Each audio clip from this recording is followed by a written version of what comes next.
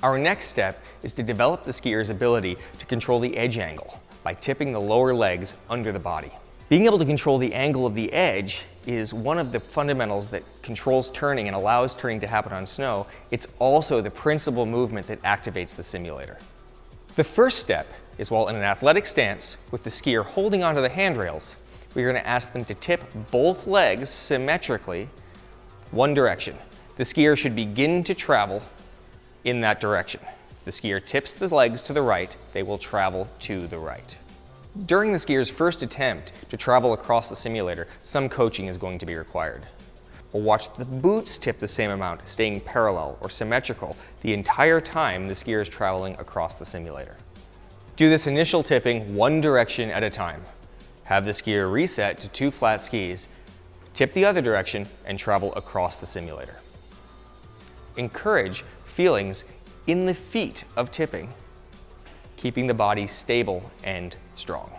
Focus on the ability to tip from one set of edges to the other set of edges so that they move across the simulator, all the way to one side, tip to flat, tip to the new edges, and move all the way across to the other side. Ensure that these initial tipping movements are very small.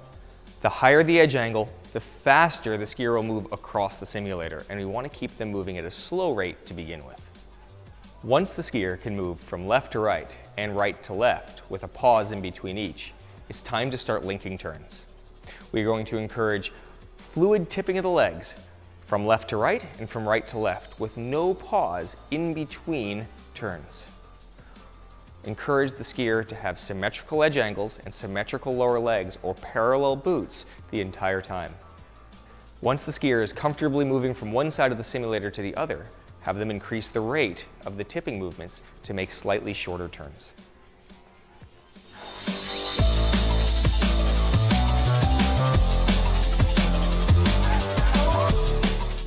The final element of this progression is to blend edging skills with foot-to-foot pressure control skills. Starting with their hands on the handrail, have the skier find their weight evenly distributed along the length in between their feet, and then assume a basic athletic stance with eyes forward and elbows in front of torso. Have them begin turning by tipping their legs to the left and to the right. The skier will naturally feel the simulator push back against them and make one foot heavier than the other. This is a good feeling. We want to encourage this. Have the skier actively move towards the outside ski.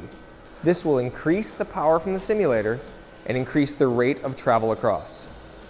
This should be done very subtly and gently at first, as this new movement can be intimidating for skiers. Develop the timing necessary to blend these movements at varying levels of intensity. Ask the skier to establish balance on the new outside ski as the skis are flattened. Ask the skier to increase pressure and stability against the outside ski as the skis are tipped onto their edges. At this stage, the skier is developing the ability to actively extend the outside leg while flexing the inside leg. This comes from the knee and hip primarily.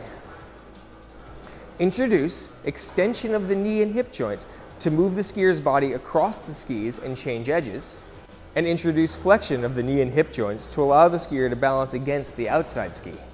Practice this to develop timing and fluidity. At this stage, your skier may be getting quite tired, and make sure you offer them water or a break.